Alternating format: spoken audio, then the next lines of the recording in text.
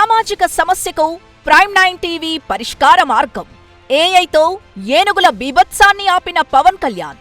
ప్రపంచ అమాయక ప్రజల ప్రాణాల్ని డ్రంక్ అండ్ డ్రైవ్ యాక్సిడెంట్స్ నుంచి కాపాడలేరా?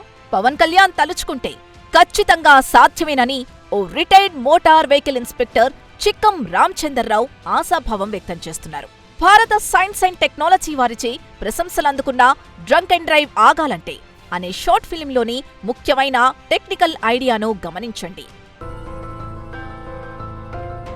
Sorry, you are in drunken position. Sorry, you are in drunken position. Sorry, you are in drunken position. ఇప్పుడు నాకు అర్థమైంది, ఇది వరల్డ్లోనే లేటెస్ట్ టెక్నాలజీతో తయారు చేసిన కారు. తాగిన వారు ఎవరైనా డ్రైవింగ్ సీట్లో కూర్చుని స్టీరింగ్ పట్టుకుని కారు స్టార్ట్ చేస్తే స్టార్ట్ కాదు. ముఖ్యంగా అత్యాధునిక నానో అండ్ బయోటెక్నాలజీలను ఉపయోగించి ఈ స్టీరింగ్ను తయారు చేశారు.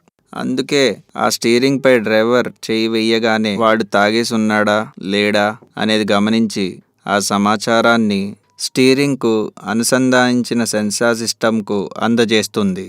డ్రైవర్ తాగి ఉన్నాడన్న సమాచారం అందుకున్న వెంటనే ఆ సెన్సార్ సిస్టమ్ కారు ఇగ్నిషన్ సిస్టమ్ను లాక్ చేస్తుంది. దాంతో కారు స్టార్ట్ కాదు.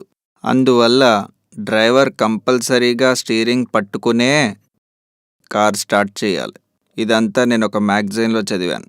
ఈ ఐడియాకు ఏఐ టెక్నాలజీని జోడించి కొత్త టెక్నాలజీతో ప్రపంచవ్యాప్తంగా ఎంతో మంది అమాయక ప్రాణాల్ని కాపాడవచ్చునని ఏపీ సైన్స్ అండ్ టెక్నాలజీ మంత్రిగా పవన్ కళ్యాణ్ పూనుకుంటే అది ఖచ్చితంగా సాధ్యమేనని పిఆర్ రావు ఆశాభావం వ్యక్తం చేస్తున్నారు.